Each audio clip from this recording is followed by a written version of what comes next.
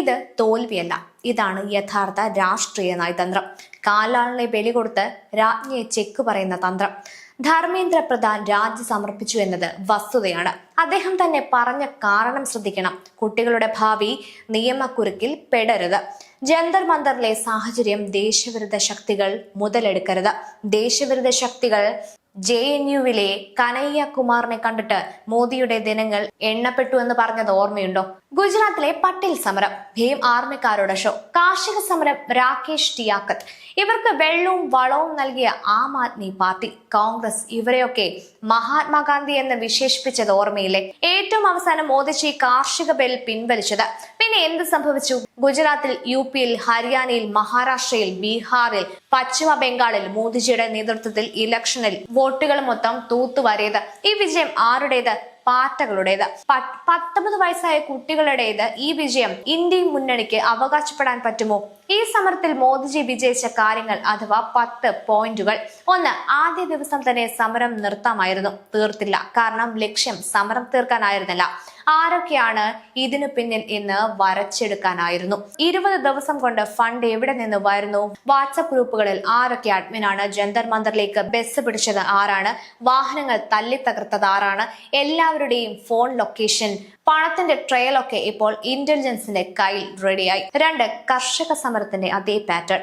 അന്ന് ചെങ്കോട്ടയിൽ ദേശീയ പതാകയെ അപമാനിക്കാൻ ശ്രമിച്ചു. രാകേഷ് ടിയാക്കത്തിനെ മഹാത്മാഗാന്ധിയാക്കി. ഇന്ന് ജന്തർ മന്ദറിലെ ബസ്, റാം രഹേഗ, അല്ലാഹ് ക, ഉമർ ഖാലിദ്, ഷർജിൻ ഇസ്ലാം തുടങ്ങിയവരെയെല്ലാം മോചിപ്പിക്കാൻ പറയുക. കൂടാതെ പള്ളിയിലച്ചൻ കന്യാസ്ത്രീകളുടെ ഐക്യദാർഢ്യം, സൈന്യത്തെ അധിക്ഷേപിക്കൽ, പ്രധാനമന്ത്രിക്ക് നേരെ അസഭ്യവർഷം, വധഭീഷണി.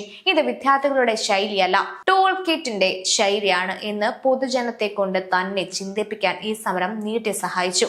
3. CJP എന്ന പേര് തന്നെ ഒരു ആയുധം. കോക്രോച്ച് ജനതാ പാർട്ടി എന്ന പേര് വന്നത് സുപ്രീം കോടതി ചീഫ് ജസ്റ്റിസ് യുവാക്കളെ കോക്രോച്ച് എന്ന് വിളിച്ചതിൽ നിന്നാണ്. ആ ഒറ്റ വാക്ക് യുവാക്കൾക്കിടയിൽ ഉണ്ടാക്കിയ മുറിവ് വലുതായിരുന്നു. ആ സിമ്പതിയിലാണ് CJP വളർന്നത്. പക്ഷേ സമരം ആക്രമത്തിലേക്ക് പോയതോടെ ആ സിമ്പതി തന്നെ അവർക്ക് വിനയായി. രാജിവെക്കണമെങ്കിൽ ആദ്യം ഇവരെ പാർട്ടികൾ എന്ന് വിളിച്ച സുപ്രീം കോടതി ചീഫ് ജസ്റ്റിസ് അല്ലേ രാജിവെക്കേണ്ടിയിരുന്നത്? 4. ഡൽഹി പോലീസ് തന്നെ പത്രസമ്മേളനത്തിൽ പറഞ്ഞ കാര്യം. CJP നേതാവിന്റെ സൈന്യോദ്യോഗസ്ഥന്റെ സോനം വാങ്ചുക്കിന്റെ ഫോട്ടോ വെച്ച് AI വീഡിയോ ഉണ്ടാക്കിയത് പാകിസ്ഥാൻ ഇൻസ്റ്റഗ്രാം ഹാൻഡിലുകളാണ്. ഇത് നാട്ടിലെ സമരമല്ല, പുറത്തുനിന്ന് എണ്ണയൊഴിക്കുന്ന ഏർപ്പാടാണെന്ന് തെളിയിക്കാൻ ഈ തെളിവ് മതി. 5. വിദ്യാർത്ഥികളെ വേർതിരിക്കാൻ, കലാപകാരികളെ ഒറ്റപ്പെടുത്തൽ. ഇതാണ് യഥാർത്ഥ മാസ്റ്റർ സ്ട്രോക്ക്. രാജിക്കത്തിലൂടെ സർക്കാർ പറഞ്ഞു, ഞങ്ങളുടെ എതിർപ്പ് വിദ്യാർത്ഥികളോടല്ല. ഇതോടെ നിരപരാധികളായ കുട്ടികൾ സേഫായി. ഇനി ബാക്കി നിൽക്കുന്നത് കല്ലെറിഞ്ഞവർ, വാഹനം കത്തിച്ചവരൊക്കെ മാത്രം. അവർക്കെതിരെ കേസെടുക്കുമ്പോൾ വിദ്യാർത്ഥികളെ പീഡിപ്പിക്കുന്നു എന്ന് കരച്ചിൽ ഇനി വിലപ്പോവില്ല. മാത്രമല്ല, ഫേസ് റെക്കഗ്നൈസേഷൻ ആപ്പ് ഉപയോഗിച്ച് 2500-ൽ പരം ക്രിമിനലുകൾ ഈ പാറ്റ സമരത്തിൽ പങ്കെടുത്തിട്ടുണ്ട് എന്ന് തെളിഞ്ഞിട്ടുണ്ട്. അവർ ഈ തീഹാർ ജയിലിൽ ജീവിതം മുഴുവൻ ഗോതമ്പുണ്ട് തിന്നും. 6. 5 ബില്ലിന്റെ തടസ്സം നീക്കൽ. പാർലമെന്റിൽ 5 സുപ്രധാന ബില്ലുകൾ കുടുങ്ങിക്കിടപ്പുണ്ടായിരുന്നു. പ്രതിപക്ഷം ഈ ഒരു രാജി ആവശ്യത്തിൽ പിടിച്ച് സഭ സ്തംഭിപ്പിക്കുകയായിരുന്നു. ഒരു മന്ത്രിയെ മാറ്റി ആ ഒരു ആയുധം തന്നെ സർക്കാർ എടുത്തു കളഞ്ഞു. ഇനി ബിൽ പാസ്സാക്കാൻ എതിർപ്പില്ല. ഇനി വെള്ള നൈറ്റിക്കാർ വീഞ്ഞിന് പകരം ബിവറേജസിൽ നിന്ന് ജവാൻ അടിക്കും. 7. രാഹുലിനെ ഗെയിമിൽ നിന്ന് തന്നെ ഔട്ടാക്കൽ. ഞങ്ങൾ ചർച്ച ചെയ്ത വിദ്യാർത്ഥികളോട് മാത്രമാണ്, പപ്പുവിനോടല്ല എന്ന ലൈൻ ശ്രദ്ധിച്ചോ?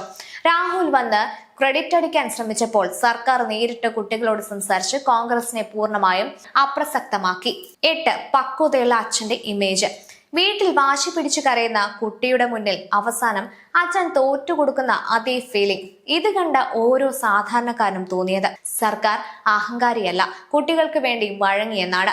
9. RSSന്റെ കവചം. മുതിർന്ന നേതാവ് മുരളി മനോഹർ ജോഷിയും RSS മേധാവിയും തന്നെ രാജി നിർദ്ദേശിച്ചു എന്ന വാർത്ത മനഃപൂർവ്വം ലീക്ക് ചെയ്തു. അപ്പോൾ ഇത് CJPയുടെയോ കോൺഗ്രസിന്റെയോ മറ്റാരുടെയും സമ്മർദ്ദത്തിന് വഴങ്ങിയ രാജിയല്ല, പാർട്ടിക്കുള്ളിലെ തന്നെ ആത്മശുദ്ധീകരണമാണ് എന്നായി. 10. ഇനി തീഹാർ മോഡൽ. സമരം തീർന്നു, ഇനി ശിക്ഷയുടെ സമയമാണ്. വിദ്യാർത്ഥികളെ ഒഴിവാക്കി അക്രമം നടത്തിയ, ഫണ്ട് വാങ്ങി കലാപം ഉണ്ടാക്കാൻ ശ്രമിച്ച ഓരോരുത്തരും ഇനി നിയമത്തിന് മുന്നിൽ വരും. ഇനി പന്ത് എന്നത്തെയും പോലെ കേന്ദ്ര സർക്കാരിന്റെ കോർട്ടിലാണ്. ജയിച്ചത് മോദി തന്നെ. കലാപം സ്വപ്നം കണ്ട് വിദേശത്ത് നിന്ന് ഫണ്ട് വാങ്ങി ഫുഡ് അടിച്ചവന്മാരുടെ ഒരു ലക്ഷ്യവും നടക്കില്ല. ഒരു കാലാളിനെ ബലി കൊടുത്ത് മുഴുവൻ കളവും BJP ക്ലിയർ ആക്കിയെടുത്തു. സാധാരണ ജനങ്ങൾക്ക് രാജ്യദ്രോഹികൾ ആരൊക്കെയെന്ന് വ്യക്തമാക്കിയും കൊടുത്തു. അവസാനമായി ഇനി ഇന്ത്യയിലെ ജനങ്ങൾ ഭാവി പ്രധാനമന്ത്രിയായി പോലും രാഹുൽ ഗാന്ധിയെ ഉയർത്തിക്കാട്ടുമോ? അതോ എന്നുവെച്ചാൽ പാമ്പു ചാവുകയും ചെയ്തു, വടി ഒടിഞ്ഞതുമില്ല. ആ വടി ഇപ്പോഴും മോദിയുടെ കയ്യിൽ സുരക്ഷിതം. നീറ്റ് വീണ്ടും ഭംഗിയായി നടത്തി അഡ്മിഷൻ തന്നെ ആരംഭിച്ചു. കുറ്റവാളികളെ ജയിലിൽ അടച്ചു. അടുത്ത വർഷം കമ്പ്യൂട്ടർ ഓൺലൈൻ എക്സാം ആക്കാൻ നടപടി ആരംഭിച്ചു. CBSEയിൽ പുതിയ പരിഷ്കാരം വന്നപ്പോൾ കുറച്ചു കുട്ടികൾക്ക് പ്രശ്നമുണ്ടായി.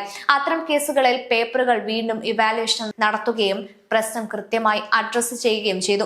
പിന്നെ കൊൽക്കത്തയിൽ 2 അസംബ്ലി സീറ്റുകളുടെ EVM കത്തിച്ചതിൽ പിടിക്കപ്പെട്ടത് മമതയുടെ ആളുകൾ തന്നെയാണ്.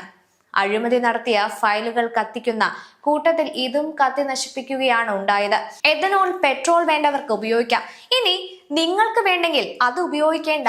ഇതിപ്പോഴും ജനാധിപത്യ രാഷ്ട്രം തന്നെയാണ്. അയോധ്യയിൽ ക്ഷേത്രത്തിൽ കളക്ഷൻ തിരിമറി നടത്തിയ ജീവനക്കാരെ പുറത്താക്കുകയും ജയിലിൽ അടയ്ക്കുകയും അവരിൽ നിന്നും കട്ടപ്പണം ഭൂരിഭാഗമൊക്കെ തിരിച്ചുപിടിച്ചു. ക്ഷേത്രത്തിന്റെ ഭരണം ട്രസ്റ്റിൽ നിന്നും മാറ്റി ഡിസ്ട്രിക്ട് കളക്ടർ റിസീവറായുള്ള ഗവൺമെന്റ് നിയന്ത്രണത്തിലുള്ള ഒരു കമ്മിറ്റിയിൽ മാറ്റി. ഇനി എന്ത് വേണം? ഇത്രയും എഫിഷ്യന്റ് ആയ ജനാധിപത്യ സ്വഭാവമുള്ള കേന്ദ്രമന്ത്രിസഭയെ അതിന്റെ തലപ്പത്ത് പ്രായോഗിക ബുദ്ധിയുള്ള തലതൊട്ടപ്പനായ ഏറ്റവും ബഹുമാനായ പ്രധാനമന്ത്രി ശ്രീ നരേന്ദ്രമോദിജിയെ കിട്ടിയതിൽ എല്ലാ ജെനുവിനായ ഭാരതീയർക്കും സന്തോഷിക്കാം, അഭിമാനിക്കാം, ആശ്വസിക്കാം. മറ്റ് മുള്ളുമുറിക്ക്, പാമ്പ്, പല്ലി, പാറ്റ, പഴുതാരകൾക്ക് അവരുടെ ഊഴം അനുസരിച്ച് ജയിലിൽ പോയി കിടന്ന് ഉണ്ട തിന്നാം. അതിലും കൂടുതൽ വിഷയങ്ങൾക്ക് വെടിയുണ്ടയും.